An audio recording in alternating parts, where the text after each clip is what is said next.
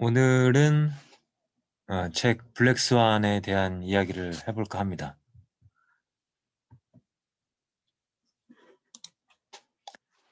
일단 이 책의 저자는 나심 탈레브라는 레바논계 미국인이고요. 1960년생입니다. 이 작가를 검색을 해보면 이제 학력이 나오는데 프랑스 파리 대학에서 이게 무슨 과인지 모르겠는데 과학, 학사, 석사 이렇게 공부를 했고, 그 다음에 펜실베니아 대학교에서 와튼 스쿨 MBA를 밟았고, 또 프랑스 파리 제9 대학에서 금융공학으로 박사학위를 받은 사람입니다. 월스트리트에서 21년간 파생상품 트레이더로 일을 했고, 그렇게 일을 하면서 얻은 여러 가지 심득, 그리고 그동안 공부했던 것들을 발판으로 삼아서 여러 가지 책들을 냈습니다. 뭐 행운에 속지 마라, 오늘 다룰 블랙스완, 그 다음에 안티프레질, 스킨 인 더 게임 등의 책을 써가지고 굉장히 히트를 시켰습니다. 제가 개인적으로 생각하기에는 이 책은 투자 분야에 있어서 영원히 고전으로 남을 것이다, 이렇게 생각을 하거든요.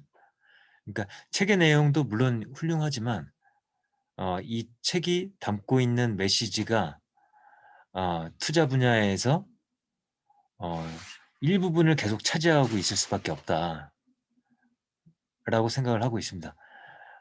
그게 무슨 이야기냐면은, 이제 투자 업계에서는 데이터를 통해서 실증적으로 어떤 것을 확인하는 것, 그리고 검증하는 것, 확인하는 것, 그런 것들을 굉장히 중요시 여기는데, 이제 블랙스완은 오히려 우리가 확인하지 못한 것, 그리고 우리가 이미 확인한 어떤 지식이 아니라 단지식, 우리가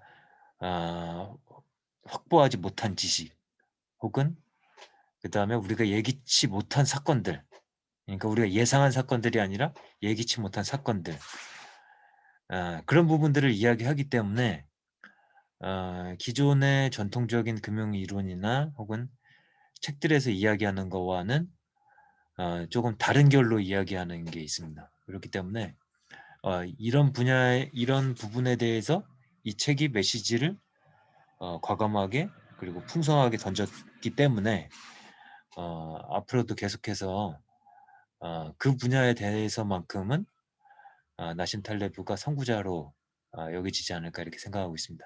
물론 나심 탈레브가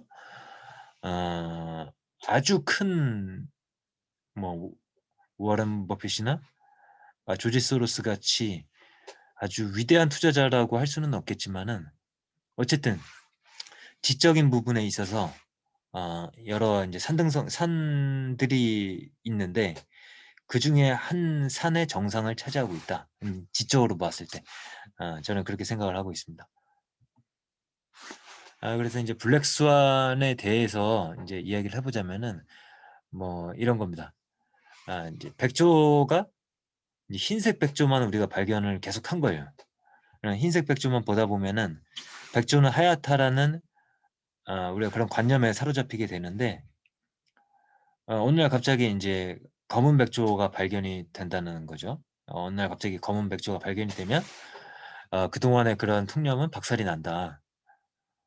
그래서 이러한 블랙스완은 이전에는 경험하지 못한, 그래서 예기치 못한 어떤 특별한 사건을 상징하는 것입니다. 그래서 이제 이 책은 이러한 블랙스완, 검은 백조 효과를 그 효과를 만들어낸 원인, 그 수수께끼를 파헤치는 것이 목적이 아니라, 이 작가가 계속 이야기하고자 하는 것은 우리가, 특히 금융시장의 전문가들이 검은 백조라는 것이 없다고 가정하고 행동한다는 사실, 그것을 계속 지적하고자 합니다. 음. 그래서 인제 블랙스완의 특징은 뭐 이렇게 이야기를 합니다. 인제 뭐 극단값이 발생을 하고 그것이 충격을 주는데 아 인제 극단값이라는 거는 아주 예외적인 사건들이 발생을 한 거죠. 예상치 못했던 사건들이 발생을 했는데 예상치 못했기 때문에 충격을 주겠죠.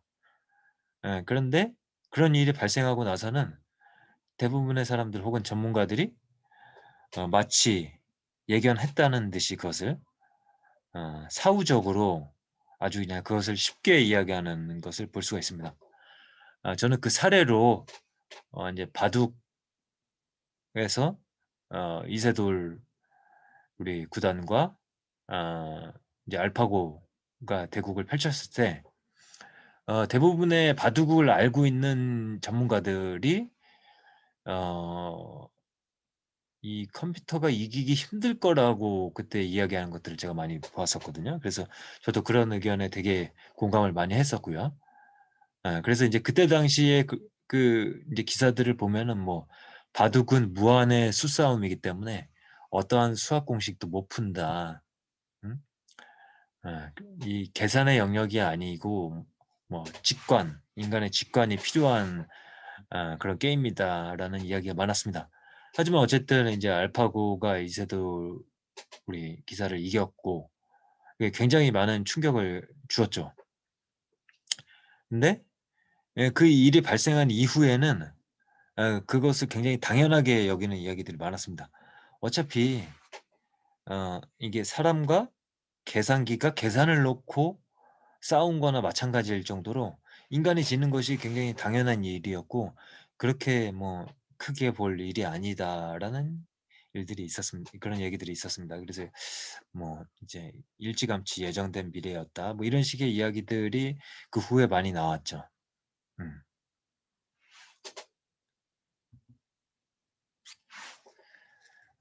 인제 검은백조라는 것은 예외적인 사건들이고 예측치 못한 사건들인데 이 검은백조는 어 극단의 왕국에서 인제 발생한다고 합니다.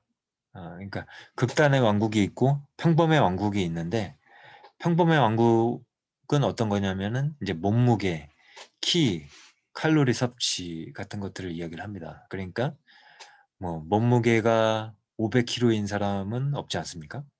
뭐 있을래나? 한 700 킬로인 사람은 확실히 없겠죠. 그리고 키가 5 미터다. 이런 사람들은 없단 말이죠. 그러니까 편차는 있겠지만은 어느 정도 평균을 중심으로 해서 그 값들이 모여져 있는 것 그런 세상이 평범의 왕국이다. 반면에 사회적인 사건들은 대부분 극단의 왕국에 속한다. 이제 예를 들어서 이제 금융시장이나 어떤 사업 같은 경우에 극단의 왕국에 속할 수가 있겠죠. 이제 승자가 어 뭐 몇천 배, 몇만 배의 수익을 낼 수도 있는 거니까요. 그러니까 키나 몸무게와 같이 이렇게 평균을 중심으로 모여 있는 게 아니라 극단값이 발생할 수 있는 것들이 인제 사회적 사건들이라는 거죠. 그러니까 극단의 왕국은 검은 백조를 낳을 수 있으면 실제로 낳는다. 그러니까 금융시장에서도 이런 검은 백조와 관련된 사건들이 이제 많이 발생할 수 있다. 이렇게 인제 해석할 수 있겠습니다. 그래서 인제 금융시장의 사례를 보면은 아 이거 굉장히 인제 많이 사례로 등장을 하죠. 1987년 10월 19일 날 검은 월요일 블랙 먼데이라고 불리는 이날 뉴욕 증시와 홍콩 증시가 각각 22% 45% 폭락했다. 그리고 또 하나 인제 많이 사례로 드는 것이 1988년 롱텀 캐피탈 매니지먼트가 파산을 했다. 2 명의 노벨 경제학상 수상자들이 운영을 했었는데 이들이 개발한 위험 관리 기법을 사용을 했는데 이 기법은 정규 분포 곡선식의 엉터리 수학에 기초한 것이다. 음. 그러니까 정규 분포라는 것은 인제 가운데 평균에 많이 몰려 있는 그런 거거든요. 인제 값들이 몰려 있다고 가정을 하고선 전제를 하고 위험 관리를 하는 건데 어 평균값을 중심으로 해서 값이 사건들이 발생하는 게 아니라 아주 극단적인 그런 사건들이 발생을 했을 때 이 정규 분포에 전제한 그런 기법이나 전략들이 무너질 수 있다는 거죠. 그래서 인제 2008년 금융위기 전에 인제 직전에 쓰여진 걸로 제가 알고 있거든요, 이 책이. 그리고 인제 그리고 나서 2008년 금융위기가 발생을 했고 이 책이 사용하는 이 검은 백조라는 어떤 그 그 상징이 2008년 그 상황을 이해하는 데 있어서 굉장히 잘 들어맞았기 때문에 이게 유행을 한 것이 아닌가 이렇게 생각을 해 봅니다. 그러니까 인제 정규 분포는 가운데 평균을 중심으로 해서 평균에서 멀어질수록 급격하게 감소하는 모습을 보여준다. 따라서 극단값이 발생할 가능성을 엄청 낮게 설정을 합니다. 어 하지만 인제 나심 팔 탈레브가 주장하는 것은 이 주황색 곡선이죠. 어 이게 인제 평균이 이제 가운데 인제 산 정상처럼 올라와 있는 게 인제 평균이고 왼쪽 오른쪽으로 갈수록 인제 평균으로부터 멀어지는 값들인데 평균에서 멀리 떨어진 값들이 어 인제 이 Y축이 인제 빈도수라고 보면 되거든요, 확률. 그러니까 자주 발생을 한다는 거죠. 어 그러니까 극단값이 생각보다 자주 발생한다. 음. 그래서 이걸 인제 fat tail이라고 부르거든요, 둥근 꼬리. 그래서 인제 극단의 왕국에서는 극단값이 예상보다 자주 출몰하고 극단값의 정도 즉 파괴력도 크다. 이것은 왜 그런가 했을 때 인제 네트워크 사회의 도래는 극단적인 양상을 가속화시킬 수가 있습니다. 그렇다면 네트워크가 어떻게 이 사회에 영향을 미치는지에 대해서 이야기를 해볼 필요가 있겠죠. 일단은 인제 네트워크 과학에 대해서 네트워크 이론에 대해서 인제 설명하고 있는 책이 인제 링크라는 책이고요. 이 책에서 설명하고 있는 사례인데 미국의 공항 노선을 조사를 했더니 소수의 공항들이 엄청나게 많은 노선을 갖고 있으며 기타 시골의 항공들은 노선이 별로 없더라 하는 이야기입니다. 즉 링크 노선의 개수가 어마어마하게 많은 소수의 공항들이 존재하는 동시에 노선의 개수가 별로 없는 소규모 공항들이 무지하게 많다는 것. 그래프에서 링크의 개수가 엄청나게 많은 허브들을 볼 수가 있죠. 그러니까 뭐 생각해 보면은 발전하는 그러니까 사람들이 많이 이용하는 공항이 있다고 치면은 당연히 그 공항으로 가는 버스 노선들도 많을 거고 그 버스 노선이 많다는 이야기는 인제 사용하기 편하다는 이야기겠죠. 사용하기 편하다는 이유로 다시 그 공항을 사용하게 되고 이런 식으로 해서 몰리는 공항에 더 몰릴 수가 있는 거죠. 뭐 인제 기타 다른 여러 가지 뭐 요인들로 설명을 할 수 있겠지만은 뭐 제가 드는 생각은 '그렇지 않을까.'라고 생각을 해 봅니다. 그러니까 인제 이 네트워크 효과를 뭐 인제 여러 분야에서 쪼금씩 다른 명칭으로 설명을 할 수가 있는데 뭐 예를 들자면은 경제학자 셔윈 로센이 "슈퍼스타의 경제학을 이야기를 했다. 그래서 남보다 약간 나은 사람이 전체 몫을 다 가져간다." 그리고 사회학자 로버트 머턴의 마태 효과. "성공한 학자들은 더 많은 논문을 계속해서 쓸 수 있으며 발표 지문도 쉽게 열린다. 사회학에서는 마태 효과를 누적 이득이라 부른다." 그러니까 이제 논문 같은 거 쓸 때도 인제 인용을 하거든요. 그러니까 참고 문헌들을 인용을 하는데 나의 논문의 권위를 높이거나 신뢰성을 높이는 방법 중에 하나가 뭐냐면 내가 인용하는 논문이 어떤 대가들이 쓴 논문이거나 어떤 유명한 사람들이 쓴 논문 혹은 많이 인용된 논문들을 어 이제 인용을 하려고 그러죠, 본능적으로. 그렇게 함으로써 인제 나의 논문의 신뢰성을 인제 높이는 그런 작업을 하는 거죠. 그리고 인제 생물학에서도 지수 법칙이 존재한다. 인제 지수 법칙이라는 거는 인제 거듭 제곱이잖아요. 2, 4, 8 뭐 16 1, 2, 3, 4, 5, 6 이런 식으로 점진적으로 증가하는 것이 아니라 어 아주 인제 뭐랄까 아주 지수 법칙에 따른 어떤 극단값들이 발생할 수 있다라는 것들. 그다음에 이제 네트워크 이론. 조금 아까 말씀드린 이 링크라는 책도 바라바시가 쓴 책인데, 이 네트워크 이론의 학자들은 이 극단의 왕국에 통용되는 수학이 있음을 인정하고, 가우스 정규분포 곡선, 그러니까 이제 통상적인 그런 정규분포 곡선에 그 곡선이 적합하지 않다고 이제 이야기를 하는 겁니다. 그래서 네트워크에서는 소수의 노드의 연결이 집중된다.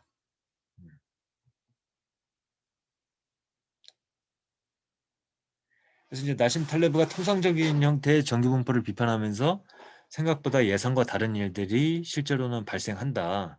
그리고 둥근 꼬리, 두꺼운 꼬리의 정규분포를 말하는데, 그 결론은 결국에는 이제 예측하는 행위를 하지 이제 말라. 이제 손쉽게 정규분포에 근거해서 내가 리스크를 통제할 수 있고, 어, 그리고 그러한 믿음, 신뢰하에 전략을 짜는 것이 위험할 수 있다. 그래서 이제 블랙스완은 결국 예측할 수 없고 발생하면 어마어마하게 피해를 주는 사건이지만, 발생하고 나면 저마다 다들 예견했다는 듯이 당연하다는 듯이 말한다. 이거는 이제 우리 이제 앙드레 코스톨란이나 워런 버핏도 이제 비슷한 이야기를 한 적이 있습니다. 이제 앙드레 코스톨란이 이제 유럽의 워런 버핏이라고 불렸었죠. 뭐 유명한 투자자이고 유명한 책인데, 가장 흥미없는 것은 시세 변동과 관련된 보도이다. 여기서는 먼저 시세가 있고 그 다음에 정보가 온다. 만약 달러가 약세라고 하면 분석가들은 달러의 약세를 설명할 만한 새로운 통계와 숫자, 사건 소식 등을 연구한다. 그리고는 결국 달러 약세의 이유가 될 만한 것들을 찾아낸다. 그러니까 사후적으로 이야기를 한다는 거죠. 그러니까 뭐 오늘은 이래 이래해서 시장이 올랐고 이래 이래해서 시장이 떨어졌고 뭐 이런 것들이 사실 사후적으로 이야기를 하는데, 뭐 별로 들을 필요가 없는 이야기들이라고 생각을 하죠, 앙드레 코스텔라니는. 그리고 워런 버핏도 나는 매일 파이낸셜 타임즈를 읽지만 경제계에 저명한 누군가가 쓴 내가 생각하는 내년 세계의 모습이라는 그런 헤드라인이 있으면 그 기사를 읽지 않는다. 그 기사를 읽을 시간에 나는 기업들을 연구한다. 나는 예언에는 관심이 없다고 이야기를 합니다. 음. 그래서 이게 왜냐면은 이제 블랙스완, 예기치 않은 사건들은 항상 일어나기 마련이고, 그 예기치 않은 사건들은 지식이 아니라 반지식의 영역이고, 그리고 예기치 못했던 사건들이 발생을 하면 사람들은 그거를 아주 그럴듯한 이야기로 꾸미면서 있을만 했다라고 이제 이야기를 하는 거죠. 이제 그런 거는 굉장히 쓸모없는 일이 될 수가 있다. 그래서 이 책에서는 플라톤적 태도, 어떤 이론 틀이나 구조물로 현실을 지적으로 도식화하는 작업이나 계량 경제학, 경제 이론의 통계적 분석 방법을 결합하는 접근법도, 게임 이론도, 카오스 이론도, 그리고 자연과학의 도구를 사회과학에 적용하는 것도, 그리고 신고전파 경제학도, 그리고 예치카, 마르크스, 헤겔 등의 역사 이론도 미래를 예견하는 데 있어서 그다지 도움이 되지 않는다라고 이 작가는 보고 있습니다. 이것은 관념 속의 세계를 현실로 착각하는 플라톤주의적 오류다. 현실은 더 복잡하고 복잡하기 때문에 분석하기가 어려운 거고, 분석하기가 어렵기 때문에 정확하게 예측할 수가 없는 거고, 정확하게 예측할 수 없는 경로로 새로운 일들이 발생할 수가 있는 겁니다. 그렇기 때문에 일반 이론이 없이 사는 법을 배우시라, 이렇게 이야기를 합니다. 그리고 요거는 좀 약간 참고적인 이야기일 수도 있겠지만은, 예측 불가능하다라는 것 때문에 양자역학이라든가 이런 물리학을 가져와서 이제 미래를 예측하는 것의 불가능성을 이야기하는 경우가 많은데, 조금 이제 다르다고 보고 있는 거죠. 그러한 부분들에 대해서 이제 설명하고 있는 건데, 그냥 간단하게 보시면 되겠습니다. 그래서 이제 어떤 전문가가 소립자라는 용어를 동원해서 불확실성의 문제를 늘어놓는다면 그 전문가는 사입일 확률이 높다. 왜냐하면 이제 입자들이 모여 생긴 대상물은 균형점 속으로 규착되는데, 정치적, 사회적 사건 같은 경우에 이런 속성이 없다. 이런 이야기를 합니다. 그렇다면 예측할 수 없다. 그렇다면은 어떠한 전략으로 우리가 금융시장에 임하거나 혹은 인생을 살아갈 것인가 했을 때 나심 탈레브가 제시를 하는 것은 바벨 전략입니다. 이제 바벨 전략은 이제 바벨이 이 양 끝단에 이제 달려 있지 않습니까? 그러니까 중간에 중용에 아주 그냥 그런 뭐랄까 완화된 그런 전략을 쓰는 게 아니라 극단에 있는 것들에만 이제 주목을 하는 거죠.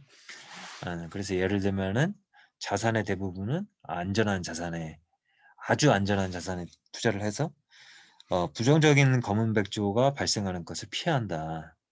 반면에 자산의 일부분은 초위험 자산에 투자를 해서 긍정적인 검은백조에 노출시킨다. 그러니까 검은백조라는 것은 예기치 못한 사건들인데 이것은 긍정적으로 발생할 수도 있고 부정적으로 발생할 수도 있습니다. 이제 긍정적으로 발생했을 때는 뭐 로또 같은 것들이 될 수 있겠죠, 대표적으로. 그리고 이 책에서 예를 들고 있는 것은 출판, 그러니까 과학 연구, 그다음에 벤처 자본 같은 것들이 대박을 터뜨릴 수가 있다라고 보는 겁니다. 그리고 이거는 이제 다른 책에서 나오는 내용인데 안트로 리더십이라는 책이 나오는 내용입니다. 위에 먼저 이야기를 할까요? 블랙 스완의 프롤로그에서 이런 이야기를 하죠. 성공의 전략은 간단하다. 최대한 찝쩍거려라. 그리하여 검은 백조가 출몰할 기회를 최대한 늘려라. 그러니까 여기서 말하는 검은 백조는 이제 긍정적인 검은 백조를 이야기하는 거죠. 그러니까 아주 좋은 일들이 발생할 수 있도록 이제 계속 찝쩍거려라. 안트로 리더십에서는 더 많은 활동은 실패에 대한 보험이다. 간단히 말해서 10번의 세일즈 콜보다 100번의 세일즈 콜이 한 건의 판매를 성사시킬 가능성이 크다는 것이다. 뭐 이제 전화를 많이 하는 게 힘들긴 하겠지만은 그렇게 큰 손해를 볼 일은 없다는 거죠. 리스크가 크지는 않죠. 하지만 잘 됐을 경우엔 세일즈를 성사시키면서 이제 상방으로 갈 수 있는 여지가 있는 거고. 그러니까 인제 블랙 스완은 예기치 못한 사건들이 발생할 수 있고 그것에 대비한 전략은 바벨 전략을 사용할 수 있다는 것까지 이야기를 말씀을 드렸습니다. 그리고 이제 이 책에서 인제 주요하게 다루는 이제 철학자가 있는데 그 철학자가 인제 칼 포퍼입니다. 이제 칼 포퍼는 반증, 과학 철학에 있어서 반증의 개념을 들고 나온 사람이거든요. 그래서 인제 네이버 지식백과의 칼포퍼를 찾아보면 이런 내용이 나옵니다. 그러니까 과학 이론을 검증하는 많은 수의 관찰 사례가 있더라도 이론의 진리성을 논리적으로 확립해 줄 수는 없다. 아무리 많은 초록색의 에메랄드를 관찰한다고 해도 모든 에메랄드는 초록색이라는 진술이 결정적으로 참여되지는 않는다는 거죠. 단 한 차례의 반박 사례만 발견되어도 그 진술은 거짓이 된다. 음. 그리고 이런 게 이제 귀납주의죠. 여러 가지 사례들을 통해서 보편적인 원리를 끌어내는 건데 이제 논리적으로는 후건 긍정의 오류라고 하죠. P이면 Q이다. 그런데 Q이다. 그러므로 P이다. 이런 식의 이제 논리인데 이게 인제 오류 대표적인 오류거든요. 그래서 인제 과학자는 기존 이론을 검증하기 위한 노력을 포기하고 반증할 수 있는 관찰 사실을 발견하기 위해서 노력해야 한다. 그러니까 인제 과감하게 그러니깐 어떤 문제에 부닥쳤을 때 그 문제를 해결하기 위해서 과감하게 합리적으로 가설을 제기를 하고 그것을 반증하는 과정을 통해서 과학이 성장한다. 이런 관점을 갖고 있거든요. 그래서 인제 그의 관점을 비판적 합리주의라고 합니다. 이러한 이제 칼 포퍼를 인정하는 인제 투자 업계에 인제 사람들이 크게 두 명이 있는데 나심 탈레브랑 조지 소로스가 다 이 칼 포퍼를 인정하죠. 이 두 사람의 공통점이라면은 어 나심 탈레브도 그렇고 조지 소로스도 그렇고 어렸을 때 전쟁을 경험했던 그리고 죽음의 공포도 느껴봤을 테고 어쨌든 전쟁이라는 예기치 못한 사건이 발생하는 것을 실제로 인생에서 경험을 하고 월가로 향했던 사람들입니다. 따라서 이들은 우리 예측하지 못한 사건들이 항상 발생할 수 있다라는 것을 인생에서 인제 깨달아서 알 수 있었던 거죠. 음. 그래서 인제 이 칼포퍼에 열려 있는 철학. 우리는 확증할 수는 없고 오로지 반증을 할 뿐이다. 아 이러한 철학이 영향을 많이 준 것이 아닌가. 그래서 인제 칼포퍼를 참고 삼아서 계속 이야기를 해 보자면은 어 어떤 인제 뭐 역사주의에 대한 비판도 인제 많이 하는데요. 어떤 역사가 어떤 하나의 귀결점을 향해서 달려가고 있다. 이런 것에 대해서도 인제 비판을 합니다. 이제 역사가 불가피하게 어떤 원리나 규칙에 따라 결정된 목적을 향해서 발전해 나가고 따라서 역사의 미래를 법칙에 따라 예측할 수 있다고 믿는 이론, 그것을 인제 공격을 하는 거죠. 그러니까 인제 다 맥락이 연결되어 있는데요. 플라톤으로부터 시작된 유토피아적 사회 철학은 헤겔과 마르크스로 이어지면서 서양 지성사의 한 축을 형성해 왔는데 바로 이러한 유토피아적 사회 철학은 인간의 역사는 개인의 노력과 의지와는 상관없이 정해진 법칙대로 진행된다는 역사주의에 토대하고 있는 것이다. 그러니까 역사는 내적인 원리나 법칙에 따라 진화하는 것이 아니다. 우리가 지향해야 하는 것은 열린 사회이다. 아 뭐 이렇게 인제 지식백과에 설명이 되어 있습니다. 인제 인제 칼포포 같은 경우에는 과학 철학에서 많은 영향을 미쳤고 그다음에 인제 토마스 그러니까 이론적으로는 토마스 쿤이랑 대립각을 세우고 있는데 토마스 쿤도 과학 철학에 많은 영향을 미쳤던 학자죠. 그래서 인제 둘 사이의 차이점을 보자면 오류는 항상 발생할 수 있다고 본 칼포퍼는 오류를 통해서 처음에 대담한 이론을 수정하면서 발전한다는 관점을 갖는다면은 이 토마스 쿤 같은 경우에는 일단은 오류를 미해결 과제로 남겨둔다. 일단은 이론을 확 바꾸지는 않는다는 거죠. 오류에도 불구하고 이론을 포기하지는 않는다. 어 뭐 이런 관점의 차이가 있습니다.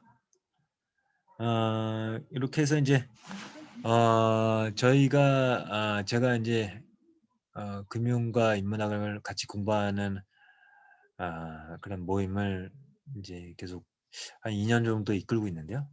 이 책을 인제 처음으로 선정을 했었고 그 이유는 이 책이 어떤 금융적인 측면뿐만 아니라 인문학이나 과학이나 여러 가지 학문의 관점에서 재미있게 공부할 수도 있고 또 우리에게 어떤 이론들 그리고 전문가의 말들에 매몰될 필요가 없다라는 그 메시지를 강력하게 던지고 있기 때문에 어 어떤 투자에 대해서 공부를 하시는 분들은 한 번쯤은 꼭 읽고 시작해야 된다고 생각을 했기 때문에 그렇게 선정을 했었죠.